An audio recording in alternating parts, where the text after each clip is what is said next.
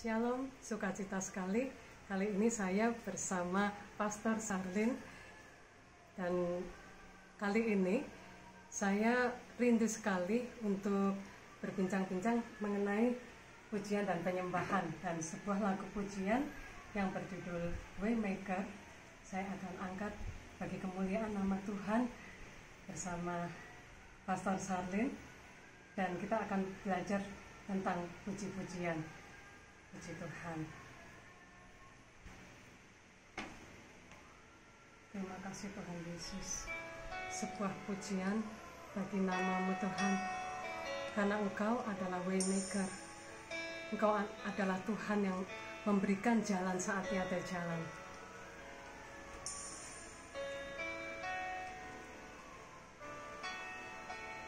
Ini doa saya Tuhan, ini doa kami. Engkau ada di sini Tuhan. You are here, moving in our midst. I worship you, I worship you. You are here, working in this place. I worship you, I worship you. You are here, moving in our midst. I worship you, I worship you. You are here, working in this place. I worship you, I worship you. You are Waymaker, miracle worker, promise keeper, light in the darkness. My God, that is who you are. You are Waymaker, miracle worker, promise keeper, light in the darkness. My God, that is who you are. You are here, touching every heart. I worship you, I worship you.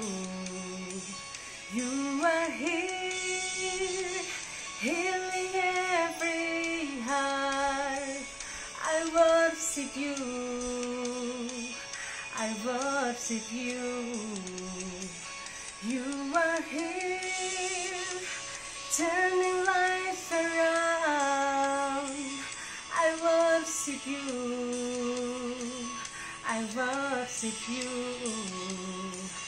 You are here, mending every heart.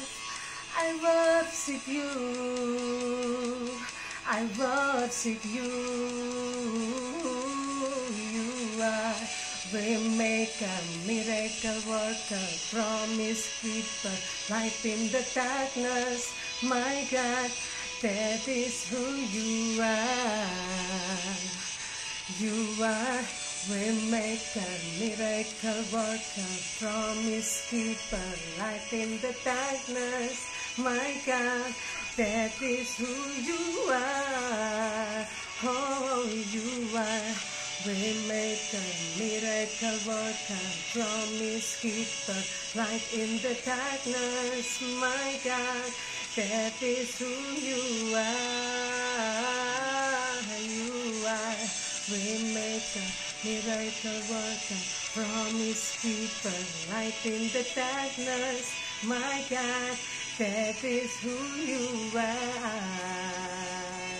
Oh, that is who you are, that is who you are, that is who you are, that is who you are, oh, that is who you are, that is who you are, that is who you are, that is who you are.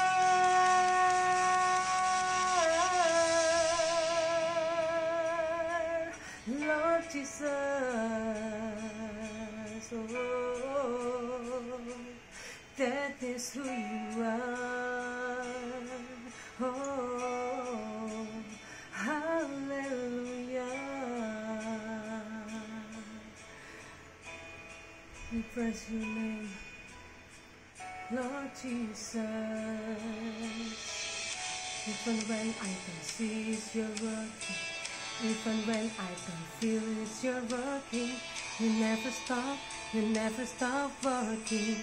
You never stop, you never stop working.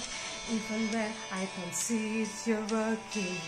Even when I don't feel it, you're working. You never stop, you never stop working. You never stop, you never stop working. Even when I don't see it, you're working. Even when I don't feel it, you're working. You never stop, you never stop working. You never stop, you never stop working. Even when I don't see it, you're working. Even when I don't feel it, you're working. You never stop, you never stop working. You never stop, you never stop working. We make a miracle worker, promise keeper, light in the darkness. My God, that is who you are. Oh, you are. We make a miracle worker, promise keeper, light in the darkness. My God, that is who you are. Oh, that is who you are. That is who you are. That is who you are. That is who you are. Oh Lord, that is who you are. That is who you are. That is who you are. That is who you are. Oh, thank you Lord Jesus. You are waymaker. Haleluya. Puji Tuhan. Sebuah pujian yang sangat memberkati ketika kita menaikkan pujian. Kita selalu diberkati oleh Tuhan Yesus karena Dia bertahta di atas puji-pujian, Pastor Charlene. Yes. Dan kita ingin mempelajari tentang bagaimana kuasa di dalam puji-pujian itu. Yes. Khususnya lagu Waymaker yang baru saja saya persembahkan buat Tuhan Yesus, yang adalah Tuhan di atas segala Tuhan, Waymaker buat hidup saya, hidup saudara juga. Yes. Jadi di situ pertama di lirik yang dari awal diceritakan bahwa Tuhan, Engkau hadir, you are here in our midst, di tengah-tengah kita saat kita menyembah Tuhan, saat kita haus merindukan Dia. Nah, saya ingin Pastor Charlene memberikan ulasan dan kejadian apa yang terjadi ketika puji-pujian itu sehingga si pencipta lagu ini, Mrs. atau Miss Sinak, menuliskan lagu ini. Dia adalah seorang pemuji hamba Tuhan, menuliskan lagu ini dari awal hingga akhir. Ini pujian ini sangat memberkati dan sangat meneguhkan. Di awal ada lirik yang berkata, you are here moving in our midst. Tuhan, Engkau ada di sini dan bergerak di tengah-tengah kami. Seperti itu, Pastor. Saya percaya bahwa setiap orang yang dipakai Tuhan menulis sebuah lagu roh, ini pengalaman pribadinya gitu. Jadi saya rasa bahwa hamba Tuhan yang menulis lagu ini, bahwa dia punya pengalaman yang sangat spesial dengan Tuhan. Sehingga itu tertuang bahwa saat dia menyembah Tuhan, dia percaya Tuhan hadir, dan memang betul setiap orang yang percaya sama Tuhan, saat dia bisa menikmati kehadiran Tuhan, dia akan menceritakan bahwa betul-betul Tuhan hadir, gitu ya. Jadi pengalaman pribadi yang bukan sekedar menyanyi biasa. Bukan. Ya? Makanya memang saya percaya sekali bahwa setiap orang yang dikasih Tuhan karunia untuk menciptakan lagu-lagu rohani, ini karena mereka punya pengalaman pribadi. Entah itu lagunya mungkin di saat badai, ya, aku tetap berdiri buat Tuhan, itu kan ceritanya bahwa dia pernah mungkin mengalami sesuatu yang dia rasa bahwa dia nggak ditinggalkan Tuhan. sehingga terungkap dalam sebuah puji-pujian. Dan betul setiap orang yang nyanyikan lagu itu tuh akhirnya menemukan bahwa ada kekuatan yang luar biasa. Dan yang hebatnya memang lagu Waymaker ini kan mengimpartasikan spirit yang hebat bahwa betul dia pembuat mujizat, dan setiap orang yang percaya kepadanya kalau dia hadir, betul mujizat pasti terjadi. Betul. Dan saya juga merasakan bahwa ini di lirik yang setelahnya kan, you are here working in this place, bekerja di saat, di tempat di mana kita memuji menyembah Tuhan, bahkan di manapun yang kita harapkan Tuhan itu menyatakan karyanya seperti itu. Betul. Jadi sungguh luar biasa liriknya. Dan kemudian saya ingin mengupas lagi, di situ ada kata-kata iman, Waymaker, Miracle Worker, Promise Keeper, Light in the Darkness. Itu semuanya adalah janji-janjinya Tuhan ya. Betul. Waymaker adalah pembuat jalan saat tiada jalan. Lalu Light in the Darkness, terang di dalam kegelapan. Lalu ada juga setelahnya Miracle Worker, Allah yang mujizatnya masih nyata.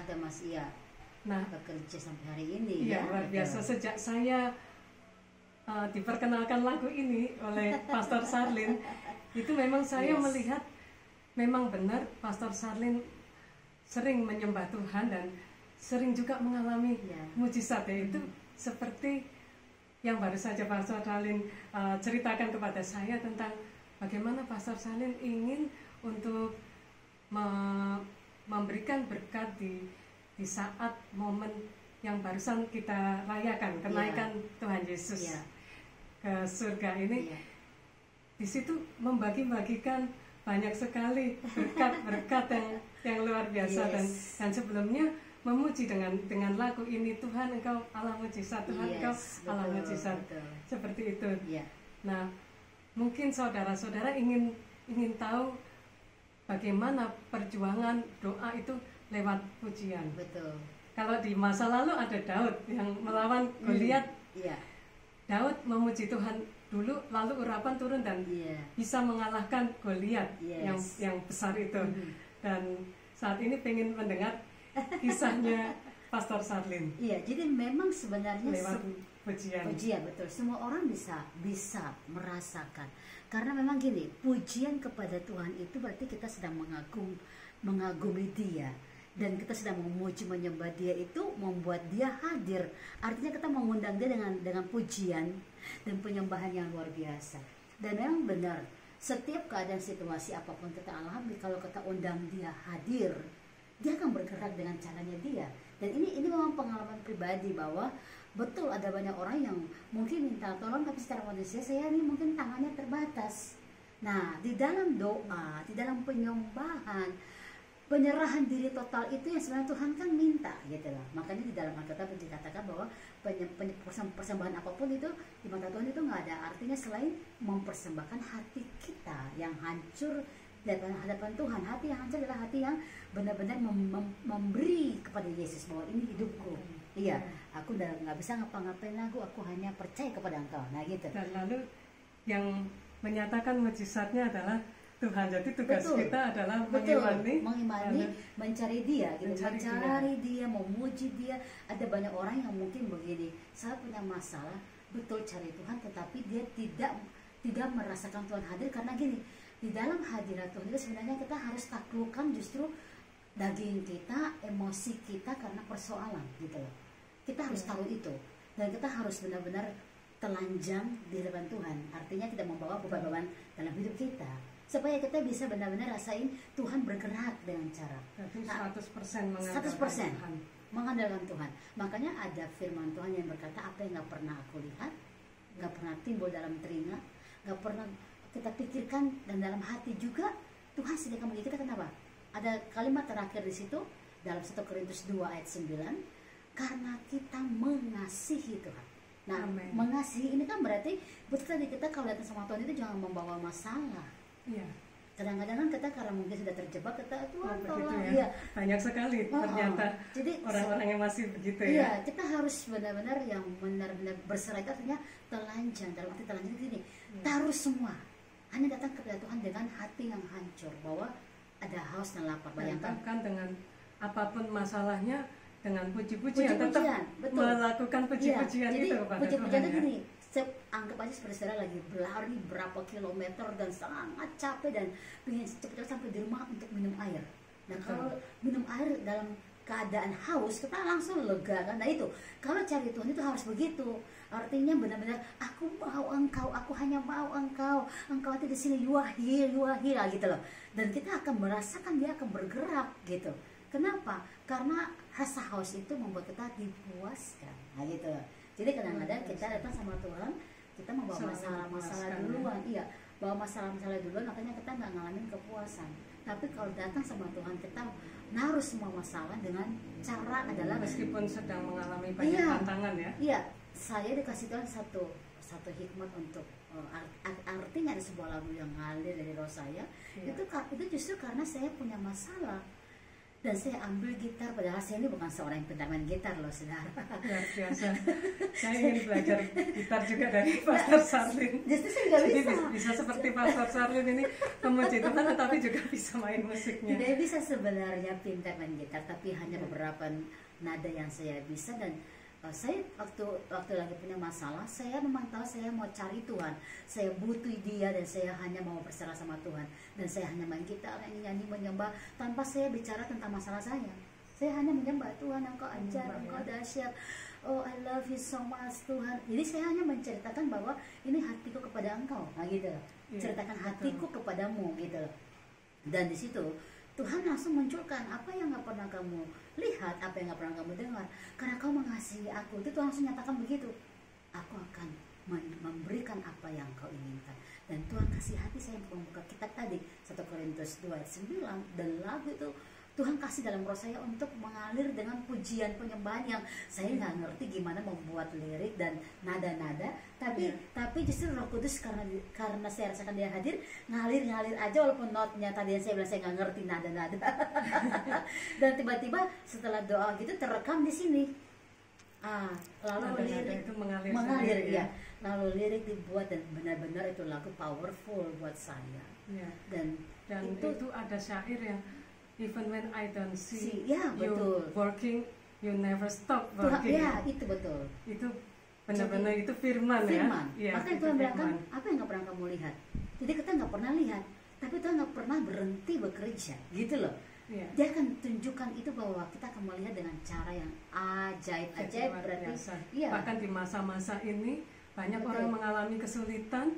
Dan inilah saatnya berarti kita datang menyembah Tuhan ya Pastor Sarlin. Jadi jangan cuma hafal lirik gitu ya, tapi harus rasain bahwa sesuatu yang memang engkau harapkan daripada segala hal adalah cuma kehadiran Tuhan dalam hidupmu. Jadi penyembahan yang sebenarnya adalah mempersembahkan tubuh, jiwa, roh, hati, pikiran kita, telanjang tadi, artinya nggak membawa apapun dalam dunia daging kita, masalah kita itu, tapi kita membawa seluruh hidup kita sebagai persembahan yang harum, yang berkenan, betul, kudus di hadapan Tuhan. Ini aku Tuhan. Dan dia akan datang karena kita mempersembahkan hati kita seluruh hidup kita. Jadi sebetulnya penyembahan itu intinya adalah setiap detik nafas kita. Betul. Jadi bukan Tuhan, hanya saat kita menaikkan sebuah pujian seperti tadi Tuhan itu mencari penyembah-penyembah.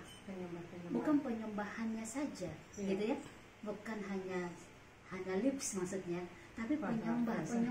Kita penyembah-penyembah. Kita mendapatkan satu pelajaran lagi tambahan yang spesial. Tuhan berbicara melalui Pastor Sarlin sore ini, hari ini, saat ini. Luar biasa. Nah, untuk sebagai penutupnya Pastor Sarlin, pesan di dalam bagaimana kita itu menjadikan satu ketika kita menyembah Tuhan, kita bisa mengalami, kita menang atas peperangan rohani itu. Bagaimana kita ingin melihat pengalaman dari Pastor Sarlin bisa dibagikan? Sangat sederhana, jangan salah, pujian yang lahir dari roh saudara, ya, menyembah di dalam roh satu dan kebenaran, yaitu firman yang kau amenkan. Penyembahan itu adalah jiwa rohmu kepada Yesus karena Tuhan mencari engkau penyembahnya, gitu ya. Dan di dalam kebenaran engkau amenkan firman, itu mengalahkan benar-benar kuasa kegelapan. Makanya memang betul kita harus percaya bahwa di dalam pujian penyembahan yang dibawakan oleh seorang penyembah, gitu ya, penyembah, besar sekali kuasanya. Jadi peperangan itu sebenarnya sederhana. Saya punya pengalaman-pengalaman yang cukup banyak saat mendoakan orang kerasukan setan, atau kita lagi dihadapkan dengan banyak tantangan kuasa kegelapan yang tak terlihat oleh mata kita. Ya, kita hanya menyembah. Ku menang bersama, tapi itu kekuatan kuasa kita percaya itu nyata gitu. Hanya Yesus Tuhanku. Jadi itu kemenangan itu terjadi. Ada kuasa dalam darahnya. Kan lagu-lagu yang sebenarnya kita sudah hafal dari masa kecil kita setelah minggu ya. Tapi kalau kita hanya nyanyi di lips, tidak mengimani, tidak terjadi apa-apa. Jadi lagu-lagu itu dinaikkan dengan iman. Betul. Akhirnya betul kemenangan terjadi. Jadi di dunia ini dalam peperangan seorang Kristen itu betul bukan dengan darah dan daging, tapi roh yang tak terlihat. Makanya roh penyembahan kita harus kuat supaya kita bisa mengalahkan yang jahat. Semakin saudara tenggelam dalam hadirat Tuhan, semakin sering berdoa menyembah Dia, semakin engkau bahkan menerima kekuatan kuasa roh. Dan itu iblis akhirnya jauh daripadamu. Dia akan lari gitu. Kenapa? Karena di dalam roh saudara tuh kaya banget dengan hadirnya Tuhan engkau rasakan gitu. Jadi bahkan saya sendiri punya pengalaman tempat tinggal kami itu orang bilang maaf berhuni roh lain.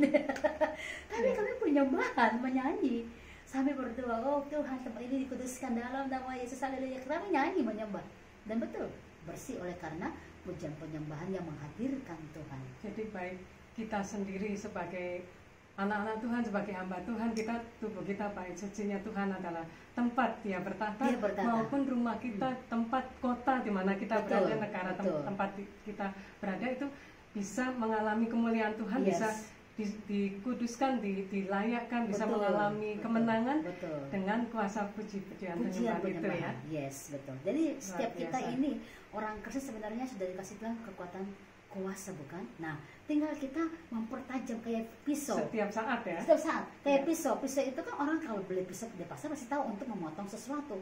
Tapi kalau pisau itu nggak pernah diasah, ya kita nggak bisa menggunakannya. Sama, semua orang Kristen tahu dan percaya dia punya kuasa dalam nama Yesus. Tapi kalau saudara nggak pernah asah dalam pujian penyembahan, dalam doa-doa yang powerful, ya sama aja pisau yang tidak ada gunanya. Walaupun pisau namanya pemotong, tapi nggak bisa potong. Walaupun saudara tahu saudara dikasih Tuhan kuasa, orang percaya punya kuasa, tapi akhirnya nggak berfungsi karena nggak pernah dipertajamkan.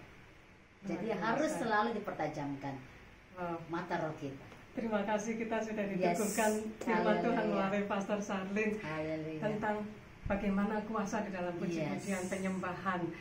Nah, kita akan bersama-sama, Pastor Sarlin akan berdoa bagaimana kita supaya kita menjadi penyembah-penyembah kita, karena kita semua adalah Tuhan panggil sebagai penyembah-penyembahnya yang menyembah di dalam roh dan kebenaran.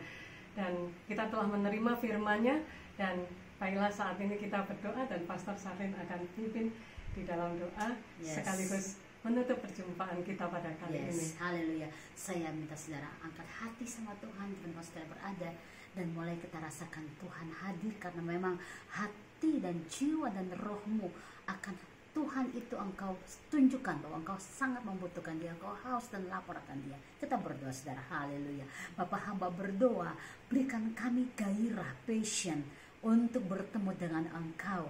Kami percaya bahwa di dalam hadirat-Mu ada kemenangan yang luar biasa, dan hadirat-Mu itu Engkau mau kami penuhi dengan puji-pujian, penyembahan di hadapan-Mu. Karena kami percaya dalam pujian penyembahan, maka Bapa bertata dan Engkau hadir melakukan segala mujizat-Mu. Sampai hari ini kami percaya kuasa-Mu bekerja atas kami. Berikan kami roh pujian penyembahan, berikan kami gairah untuk mau mencari Engkau terus, dan mempertajamkan mata roh kami untuk mengalami Engkau di setiap sesi kami. Kami percaya kuasa Roh Kudus bekerja di dalam kami, dan kami menerima urapan yang baru, minyak yang baru.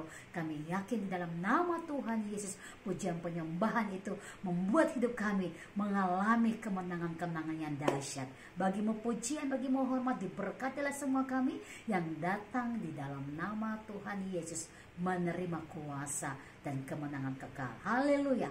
Amin. Amin. Amin. Tuhan Yesus memberkati. Amin. Terima kasih Pastor Sarlin. Yes. Haleluya.